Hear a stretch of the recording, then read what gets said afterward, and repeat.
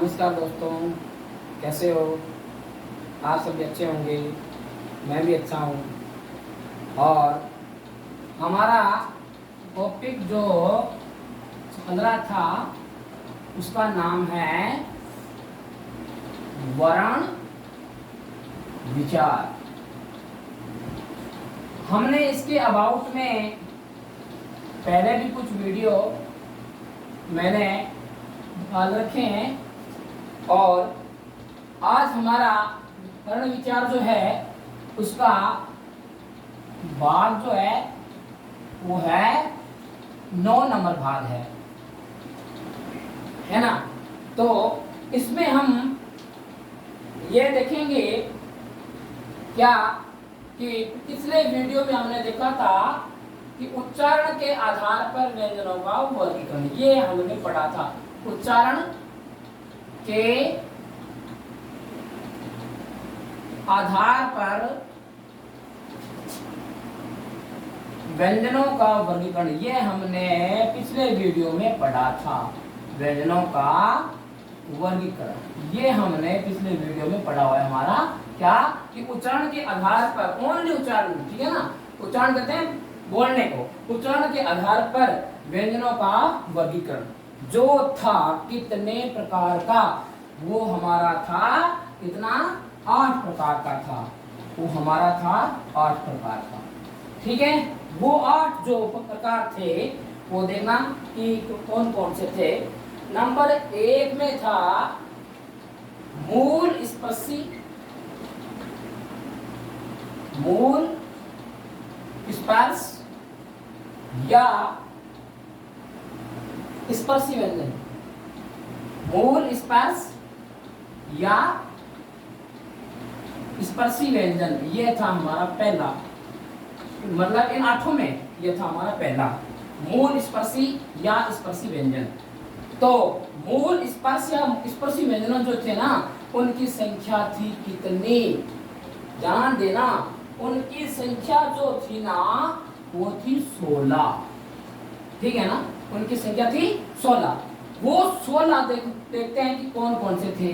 ध्यान देना कि क, ख, ग, घ। इसके बाद में देखो ये था ट, ठ, ड, ढ। फिर था ये देखो ना, क्या ये था ना त, थ, द, ध। और फिर था प, फ, ब और भ। ये 16 व्यंजन जो आपके सामने दिखाई दे रहे हैं ये है मूल स्पर्शी या स्पर्शी व्यंजन। देखना ध्यान से, इनको मूल स्पर्शी या स्पर्शी व्यंजन इसलिए कहते हैं कि इन 16 व्यंजनों का, इन्हीं 16 व्यंजनों का उच्चारण करते समय हमारी जीभ मुखारियों को कहीं न कहीं स्पर्श शोर करती है। मतलब कि अवश्य स्पर्श करती है हमारी जीभ मुखारियों को, इसलिए इनको मूल स्पर्श या स्पर्शी व्यंजन के नाम से जाना जाता है। और जो संख्या में होते हैं कितने, 16, ठीक है। तो हमारा इसमें दूसरा जो था ना, दूसरा जो था वो देखना कि कौन सा है, ध्यान देना। दूसरा जो है वो हमारा है संघर्षी। क्या था दूसरा, संघर्षी व्यंजन। यह संघर्षी व्यंजन मैंने लिखा है इसका दूसरा जो है, इन 8 में से दूसरा जो है संघर्षी, तो ध्यान देना कि कौन से हैं। ये संघर्षी व्यंजन होते हैं ना, ये संख्या में 4 होते हैं। ये संख्या में क्या होते हैं, 4। ये संख्या में होते हैं कितने, 4 होते हैं, ठीक है। और वो 4 कौन कौन से हैं, ध्यान देना, मैं यहाँ लिख के देता हूँ, ध्यान रखो। ये आपका तालव्य है, और ये आपका मूर्धन्य है, और ये वाला दंत्य है, और ये हो गया है। ये चारों व्यंजन जो है वो कौन से हैं, संघर्षी व्यंजन। इनको नाम दिया जाता है संघर्षी व्यंजन। क्यों, इन चारों का उच्चारण करते समय मतलब अपनी जीभ को मुखारियों के साथ में कुछ न कुछ संघर्ष करना पड़ता है, इसलिए क्या है, इनका नाम क्या हो गया, संघर्षी व्यंजन, जो संख्या में 4 होते हैं, ठीक है। तो इसके बाद में देखते इसी का तीसरा कौन सा है। इसी का था तीसरा ध्यान देना क्या है। इसी का तीसरा है स्पर्श संघर्षी, स्पर्श संघर्षी,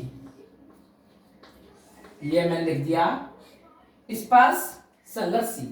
ध्यान से देखना, ये स्पर्श भी मतलब क्या है कि करते हैं और ये संघर्षी भी होते हैं। तो ये संख्या में कितने हैं? 4। ये भी संख्या में है कितने? 4। तो ये जो स्पर्श संघर्षी है ये संख्या में 4 है। तो ये 4 है कौन कौन से? ध्यान देना, ये हो गया अपना च और छ, ज और झ।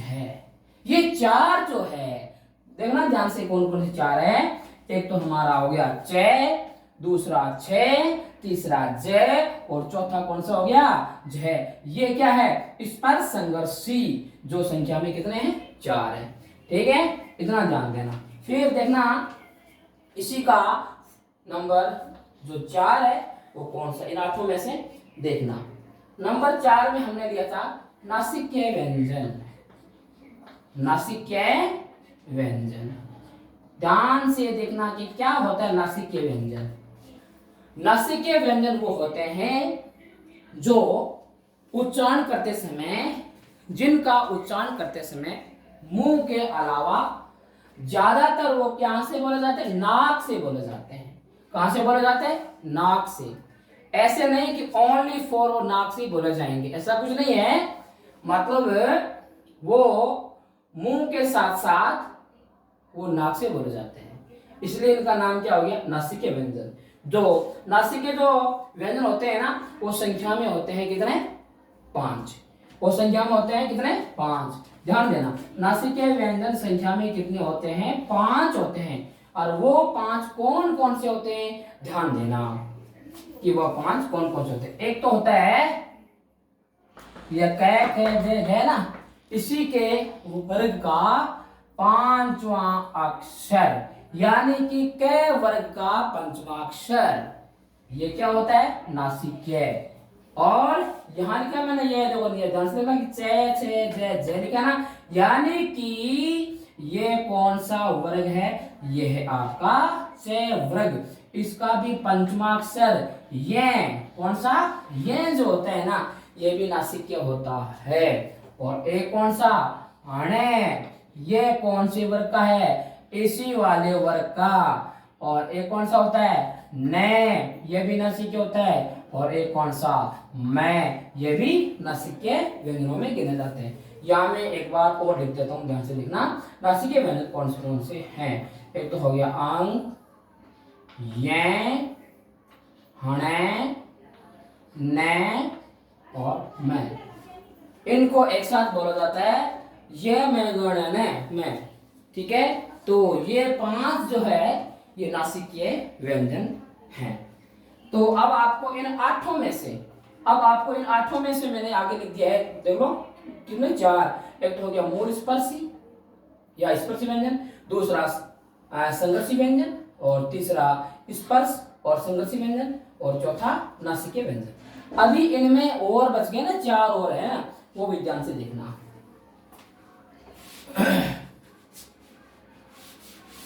इनके अलावा 4 और है, वो ध्यान से देखना कि वो 4 कौन से थे। अभी तक मैं पिछले जो वीडियो में जो मैंने बातें आपको समझी थी ना, उन्हीं का ही आपको वापस एक बार मैंने ये आपको ये बताया रिवीजन के हिसाब से। अब देखने से 5वां है संघर्षहीन व्यंजन। 5वां कौन सा है? संघर्षहीन व्यंजन। देखो ध्यान से, क्या होता है संघर्षहीन? ध्यान से देखना, ऐसे व्यंजन, ठीक है, ऐसे व्यंजन जिनका उच्चारण करते समय हमारी जीभ को बिल्कुल भी संघर्ष नहीं करना पड़ता। हीन का मतलब क्या? नहीं, मतलब संघर्ष रहित। ठीक है, ऐसे व्यंजन जिनका उच्चारण करते समय हमारी जीभ को बिल्कुल भी संघर्ष नहीं करना पड़ता, मतलब नहीं के एकदम बराबर, तो ऐसे व्यंजनों को क्या कहते हैं? संघर्षहीन व्यंजन कहते हैं। और वो संख्या में होते हैं कितने? 2। ठीक है, वो संख्या में होते हैं 2। ठीक है, और वो 2 होते कौन कौन से हैं? तो आप उनका भी ध्यान रख लो। एक तो ये और एक वह। एक तो ये और दूसरा वह। क्या ये और वह को अपन, इसका एक नाम और है? बिल्कुल है। इनको ये और वह को अपन अर्ध स्वर भी कहते हैं। ये और वह को क्या कहा जाता है? अर्ध स्वर भी कहा जाता है। Don't noise. ठीक है, अब आप ध्यान देना क्या कि नंबर जो 6 है उस पर ध्यान देना। 6 नंबर वाला है वो है परकंपित। तो परकंपित का क्या मतलब है? परकंपित का क्या मतलब है? देखना ध्यान से। ऐसा व्यंजन जिनका उच्चारण करते समय हमारी जीभ में क्या होता है? कंपन होता है। यानी एक ही ऐसा व्यंजन है अपन जिसको बोलेंगे तो क्या है कि अपन जैसे अपन इस परकंपित व्यंजन को बोलेंगे ना तो हमारी ये जो जीभ है इसमें कंपन होगा। जैसे ये वाला जो रगड़ का कैसे बोलेगा, रे अपन जैसे बोलते हैं ना, रे को जैसे रे, तो ये एक रे ही ऐसा व्यंजन है जो मतलब क्या बोलते हैं तो जीभ में क्या होता है? कंपन होता है। ठीक है, तो परकंपित का एक नाम और है, वो नाम है लुंठित व्यंजन। ये भी आ जाए तो ध्यान रखना है। क्या? परकंपित या लुंठित, ये एक ही चीज है। और इनमें व्यंजनों की संख्या क्या होती है? एक ही होती है, ओनली फॉर। कितनी होती है? एक। और वो होता हमारा रे व्यंजन। रे अपन इसको बोलते हैं रे, रेफ बोलते हैं, रे रेफ बोलते हैं। ठीक है, रे व्यंजन को। ठीक है, अब ध्यान देना क्या परकंपित या लुंठित व्यंजन हो गया, रे हो गया। अब सातवां कौन सा था? सातवां था पार्श्विक व्यंजन। पार्श्विक व्यंजन, ध्यान देना, पार्श्विक व्यंजन, यह सातवां है। तो इनमें पार्श्विक व्यंजन का क्या मतलब है? ध्यान से देखना। ऐसा व्यंजन जिसका उच्चारण करते समय मतलब जो प्राण जो वायु है, जो प्राणवायु है ना, वो जीभ के मतलब क्या है कि दोनों साइडों से निकलती है। जैसे ये मान लो हमारी क्या है, ये हमारी मान लो जीभ है। ठीक है, और जैसे हम इस लय का उच्चारण करते हैं तो ये हमारी जो ना ये जो जीभ है ये ऐसे मुंह उड़ जाती है, मुंह के अंदर। तो हवा है ना, देखो ध्यान से देखना, हवा निकलती कहां से? अगल बगल से हवा निकलती है। ठीक है ना, जीभ के दोनों साइडों से। ध्यान देना, जैसे अपन इसे बोलते हैं लय, जैसे आप लय का उच्चारण करते हो तो आपको ऐसे फील होगा कैसे कि ये जो प्राण जो वायु है ना वो मुंह के अंदर जीभ के दोनों साइडों से अगल बगल से निकल रही है। लय आप एक बार बोल के देख लो। लय जैसे आप बोलोगे ना तो जीभ ऊपर स्पर्श होती है। ठीक है, और जीभ के मतलब अगल बगल से हवा मुंह से बाहर निकलेगी, तो इसलिए इसको बोलते हैं पार्श्विक व्यंजन। पार्श्विक का अर्थ ही होता है अगल बगल। ठीक है, तो ये हो गया हमारा सातवां व्यंजन हो गया, इसकी संख्या एक होती है, वो है हमारा लय। अब ध्यान देना आठवां कौन सा था? आठवां बहुत बार मैंने आपको ना समझा चुका, वो है आपका कौन सा व्यंजन? ताड़नजात व्यंजन। कौन सा व्यंजन है? ये व्यंजन हो गया कौन सा कि ताड़नजात व्यंजन। क्या इनका अदर नाम है कुछ? बिल्कुल है, इसका अदर नाम है उत्क्षिप्त व्यंजन। कौन सा? उत्क्षिप्त व्यंजन। ठीक है, उत्क्षिप्त का मतलब क्या हुआ? फेंका हुआ। जैसे देखना ध्यान से कि ताड़नजात व्यंजनों की संख्या होती है 2। ठीक है ना, ताड़नजात व्यंजनों की संख्या होती है 2, और वो होते हैं कौन कौन से? देखना ध्यान से, मैं ऊपर लिख रहा हूं, ये लिख दिया मैंने क्या, ये लिख दिया डे और ये लिख दिया ढे। ठीक है, अगर इनमें लगा दिया जाता है ताड़नजात, इनको बोलते हैं ताड़नजात। ठीक है, एकदम ठीक वर्ण के नीचे ये होता है ताड़नजात। तो जैसे ही हमने ये इसके नीचे लगा दिया ताड़नजात, तो ये पहले था, पहले तो इसका नाम था क्या था? पहले इसका नाम था डे। अब ये क्या हो गया? अडे। और पहले इसका नाम क्या था? पहले इसका नाम था ढे। अब इसका नाम क्या हो गया? ये ताड़नजात को लगाने के बाद में इसका नाम हो गया अडे। अडे अडे। तो ये जैसे ही इन व्यंजनों का उच्चारण करते समय हमारी जीभ इतना झटका खाती है कि अपने को से फील होता है कि ये व्यंजन क्या है कि फेंके हुए लगते हैं, मुंह से बाहर फेंके हुए लगते हैं। है ना। इसलिए यहां मैंने लिखा है ना क्या, यहाँ पे लिखा है मैंने उत्क्षिप्त, तो बेटा उत्क्षिप्त का मतलब क्या हुआ है, फेंका हुआ, ठीक है ना। उत्क्षिप्त का मतलब क्या होता है, फेंका हुआ।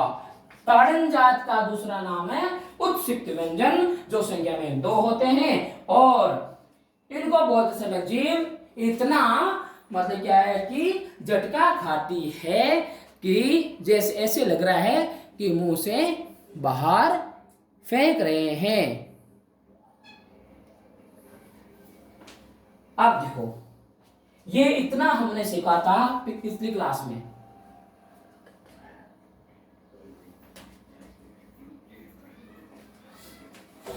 अब हम आज देखो क्या सीखेंगे, वो हमारा बिंदु होगा क्या, उच्चारण स्थान के आधार पर व्यंजनों का वर्गीकरण। ये आज जो अपन व्यंजनों का जो कर रहे हैं ना वर्गीकरण, ये हमारा अंतिम व्यंजनों का वर्गीकरण होगा। ये है नंबर 6, उच्चारण स्थान। कल तो हमने पढ़ा था क्या, ओनली उच्चारण, और आज क्या है, उच्चारण स्थान। उच्चारण स्थान के आधार पर, उच्चारण स्थान के आधार पर व्यंजनों का वर्गीकरण। ये हमारा व्यंजनों का अंतिम आज क्या है, वर्गीकरण है, ध्यान देना, ठीक है ना। यह है उच्चारण स्थान के आधार पर व्यंजनों का वर्गीकरण। तो देखो उच्चारण स्थान के आधार पर व्यंजनों का वर्गीकरण जो है वो कितने प्रकार का है, ध्यान रखना। उच्चारण स्थान के आधार पर व्यंजनों का वर्गीकरण है, वो है कितने प्रकार का, ये देखो क्या लिख दिया है 10। तो आपको आ गया होगा समझ में, उच्चारण स्थान के आधार पर व्यंजनों का वर्गीकरण कितने प्रकार का होगा, तो आंसर हो जाएगा 10, ठीक है। तो सबसे देख लो पहले कौन सा होगा, यहां मैं लिखूंगा उच्चारण स्थान, ठीक है, और आगे मैं लिखूंगा जो उच्चारण स्थान के आधार पर जो बोले जाने वाले जो व्यंजन है ना, वो मैं यहां लिखूंगा, ध्यान से देखना। वर्ण लिख देता हूं, क्या लिख देता हूं, वर्ण, ताकि इसमें क्या क्या आ जाएंगे, स्वर भी आ जाएंगे और व्यंजन भी आ जाएंगे, ठीक है ना। तो हमारा सबसे जो स्टार्ट वाला पहला है, वो उच्चारण स्थान कौन सा है, वो है अपना कंठ। तो उच्चारण स्थान पहला हो गया कौन सा, कंठ, ठीक है ना। उच्चारण स्थान हो गया पहला कौन सा, पहला उच्चारण स्थान है कंठ। ध्यान देना, जो कंठ से उच्चारित होने वाले व्यंजन हैं उनको क्या कहते हैं, उनको कहा जाता है, देख लो क्या कहा जाता है, उनको कहा जाता है अपने भाषा में कंठीय व्यंजन। ऐसे व्यंजन जिनका उच्चारण कंठ से किया जाता है उन्हें क्या बोला जाता है, उनको बोला जाता है कंठीय व्यंजन। अब ध्यान देना कि कौन कौन से कंठीय व्यंजन है। कंठीय व्यंजन में हमारा होगा कैवृग, कौन सा होगा, कैवृग। तो आपको ये आ गया होगा समझ में कि कै वर्ग में व्यंजनों की संख्या 5 होती है, कै, ख, ग, घ और कै वर्ग का अंतिम अक्षर यानी कि पंचमाक्षर जिसको बोलते हैं अंग, और वो ऐसे लिखा जाता है, देखो ध्यान से, ऐसे लिखा जाता है, ये होता है कै वर्ग का पंचमाक्षर। और इसके अलावा क्या है, देखो एक हमारा विसर्ग, कौन सा, विसर्ग, अयोग वह ध्वनि माता है ये विसर्ग। जैसे अपन ऐसे बोलते हैं ना अह, ये जो आगे जो दो ये जो लगती है बिंदियां ना, इसी का नाम विसर्ग है। यह भी कहां से बोला जाता है, कंठ से, क्योंकि इन दोनों बिंदियों का उच्चारण होता है है की भांति। अह, ये देखो अह, है ना, तो इनको क्या बोला जाता है, विसर्ग, और इनका उच्चारण स्थान क्या होता है, कंठ। तो यहां मैंने अभी तक लिखे क्या है, व्यंजन लिख दीजिए वाला, और ये क्या लिख दिया, विसर्ग, अयगुआम के इधर से आ गया। अब मेरे को क्या लिखना है कि स्वर कौन कौन से ऐसे हैं जो कंठ से बोले जाते हैं। तो दो ऐसे स्वर है, दो ऐसे स्वर है, एक तो ए और दूसरा आ। ए आ, दो ऐसे स्वर है जिनका उच्चारण कहां से किया जाता है, कंठ से। इसीलिए इनको क्या बोला जाता है कि कंठीय व्यंजन, कंठीय स्वर, और दोनों को साथ में मिला के क्या बोल देंगे, कंठीय वर्ण। अब आपको समझ आ गया होगा, ठीक है ना। हाँ, एक बात और है भाई, ध्यान से सुनना, है जो होता है ना, है ये इसमें शामिल नहीं है, ये इसमें शामिल नहीं है, क्योंकि है का उच्चारण स्थान दूसरा है, कंठीय नहीं है, ठीक है ना। तो ध्यान देना कि है को इसमें शामिल नहीं करना है, ठीक है ना। तो ये हमारा हो गया पहला। अब अपन देखते हैं दूसरा कौन सा आधार है। दूसरा आधार है अपना कौन सा, तालु। तो कंठ के ऊपर से थोड़ा ऊपर आते हैं, वहां से तालु स्टार्ट होता है ना। जैसे गले के अंदर एक वो घंटी सी, मतलब क्या है कि लटकी रहती है ना, उसका नाम क्या होता है, पाकल, ठीक है। उससे थोड़ा आगे स्टार्ट क्या होता था, तालु, ठीक है। तो ध्यान देना, जो ऐसे व्यंजन या ऐसे स्वर जिनका उच्चारण कहां से किया जाता है कि तालु से, तो उन व्यंजनों को क्या बोला जाता है, उन वर्णों को बोला जाता है तालव्य वर्ण। उन व्यंजनों को क्या बोला जाता है, तालव्य वर्ण। तो ध्यान देना कि कौन कौन से ऐसे वर्ण हैं जिनका उच्चारण स्थान तालु है। तो ध्यान देना, पहले मैं लिखूंगा व्यंजन। व्यंजनों में आ गया आपका चय वर्ग। कौन सा आ गया जी, चय वर्ग कहां से बोला जाता है, तालु से। और देखना कि स्वरों में कौन से ऐसे स्वर है जिनका उच्चारण स्थान तालु है। तो यहां पे तो आ गया ए आ, फिर आ जाएगा लघु ई, और कौन सी ई, दीर्घ ई, लघु ई और दीर्घ ई, इनका उच्चारण स्थान कहां से होता है, तालु से। और फिर अंतस्थ में से, अंतस्थ व्यंजन में से ये जो होता है ना, इनका उच्चारण स्थान क्या होता है, तालु। और उस व्यंजन में से जो ये श होता है ना, कौन सा, तालव्य से अपन उसको बोलते हैं, इनका भी उच्चारण स्थान क्या है, तालु है। तो ध्यान देना कि ई, बड़ी ई, और कौन सा वर्ग, चय वर्ग, इसमें 5 व्यंजन शामिल है। एक तो अपना च, छ, ज, ज, और इसका अंतिम व्यंजन ये, और एक अपना ये वाला, ये आया है किसमें से, ये आया अंतस्थ व्यंजनों में से। और एक अपना ये स, ये कहां से आया, उस व्यंजनों में से। इनका उच्चारण स्थान क्या होता है, तालु।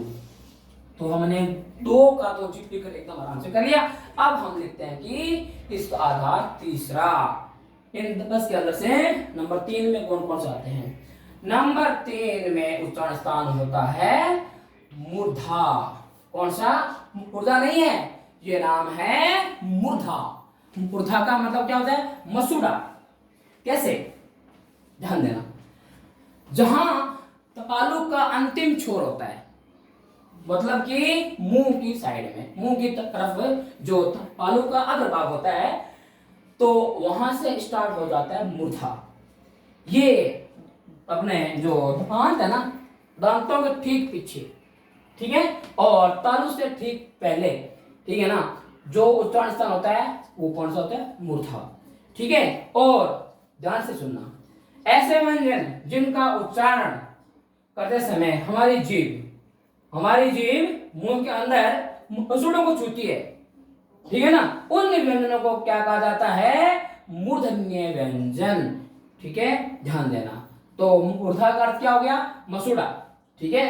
तो ध्यान से देखो कि जो मूर्धा जिनका उच्चारण स्थान है, उन वर्णों को क्या कहा जाता है, उन वर्णों को कहा जाता है मुकुटधन्य वर्ण। एक बार और ध्यान से सुन लो, जिन वर्णों का उच्चारण स्थान क्या है, मूर्धा है, यानी कि मसूड़ा है, तो ऐसे वर्णों को क्या बोला जाता है, मूर्धन्य वर्ण। तो ध्यान से सुनना कि मूर्धन्य में कौन कौन से स्वर और कौन कौन से व्यंजन शामिल है। तो सबसे पहले देखेंगे ये जो री होती है ना, ये होता है स्वर में होता है री। ये कहां से बोला जाता है, मूर्धा से।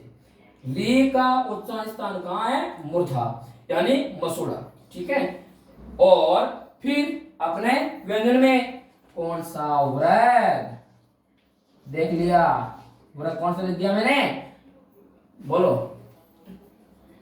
वृद्ध जो है ना, इसमें शामिल क्या क्या होते हैं, एक होता है ट, एक ठ, द और इसका अंतिम व्यंजन है जो असी के हणे। ये जो होता है इनका उच्चारण स्थान क्या होता है, मूर्धा।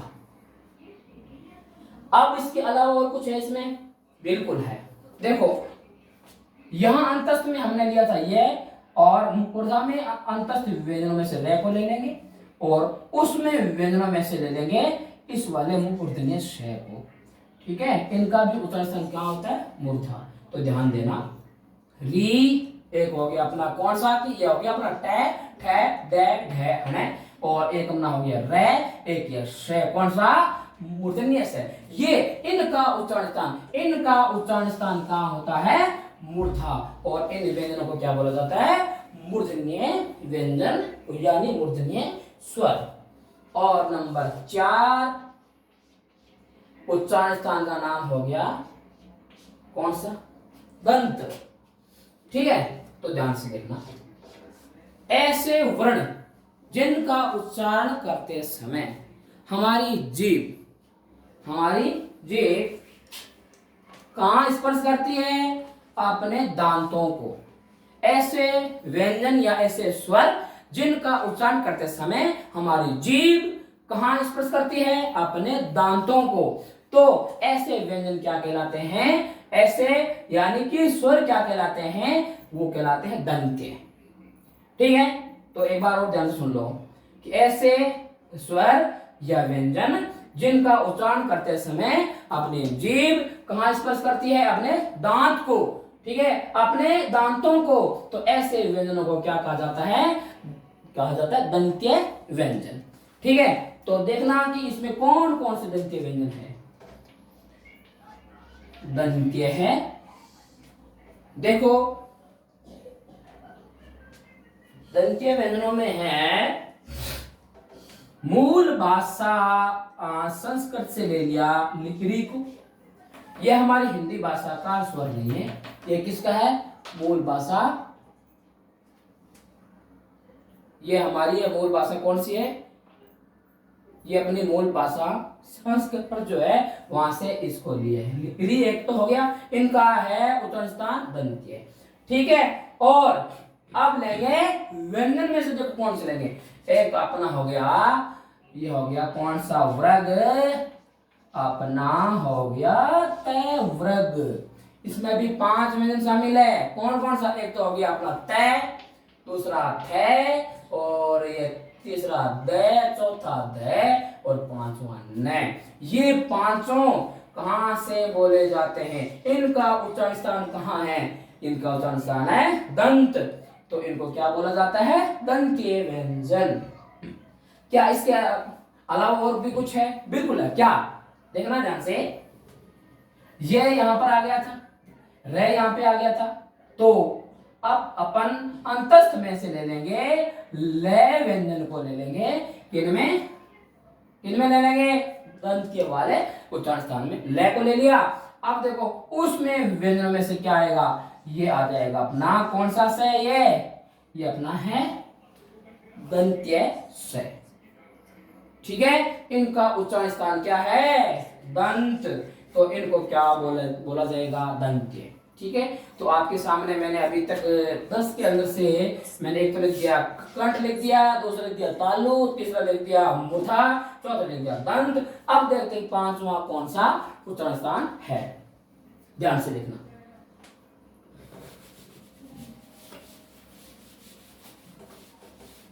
अब देखना कि हमारा व्यंजनों के वर्गीकरण में उच्चारण स्थान के आधार पर हमने देखे थे 4 बिंदु देख लिए। अब देखते हैं कि पांचवा क्या है, वो भी देखते हैं। नंबर 5 है, ये नंबर 5 जो है, यहां मैं लिखूंगा उच्चारण स्थान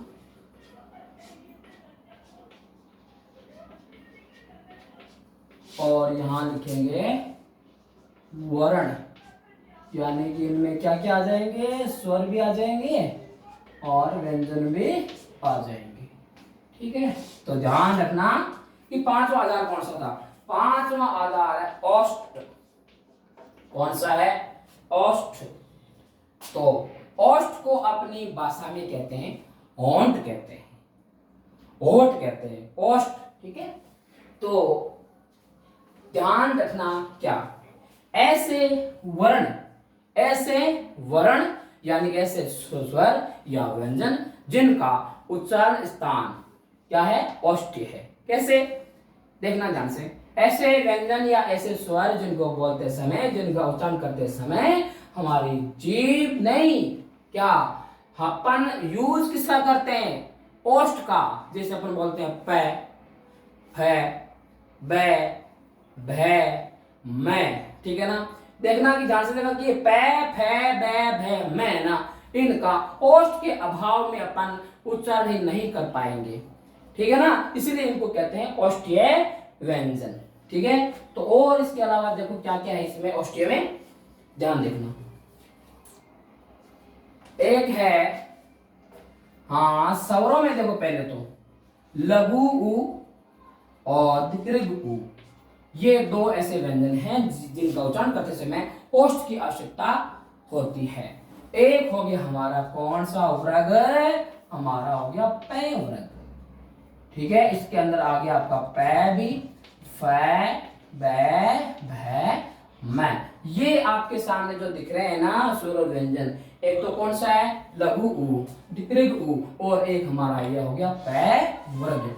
ये इतने सारे ये उच्चारण स्थान कहां से आएंगे, ओष्ठ से, और इनको कहेंगे ओष्ठीय वर्ण। कौन से वर्ण कहा जाता है इनको, ओष्ठीय वर्ण कहा जाता है। ठीक है, अब है हमारा नंबर 6 उच्चारण स्थान है, जिसका नाम क्या है, ध्यान से देखना, कंठ तालु। कंठ तालु। अब ध्यान देना, ऐसे वर्ण जिनका उच्चारण कहां कहां से होता है, कंठ से भी और तालु से भी।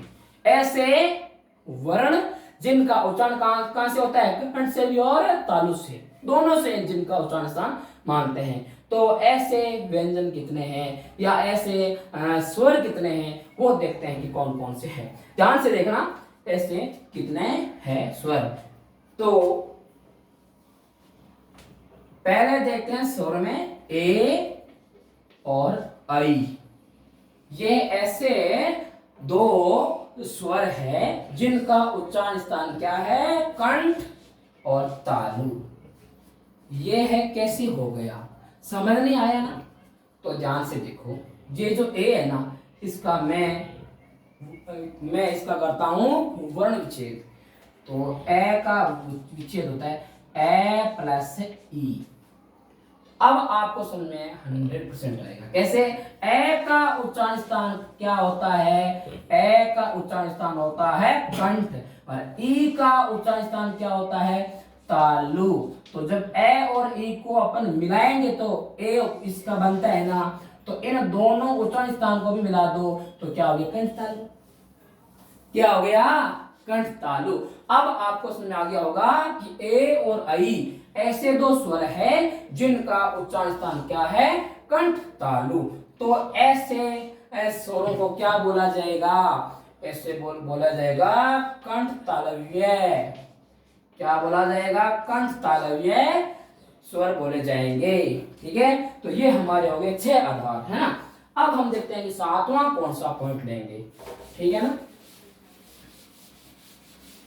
7वां जो है वो हमारा उच्चारण स्थान देखो कौन सा है, ध्यान रखना, बस ध्यान रखो, सब कुछ समझ में आएगा।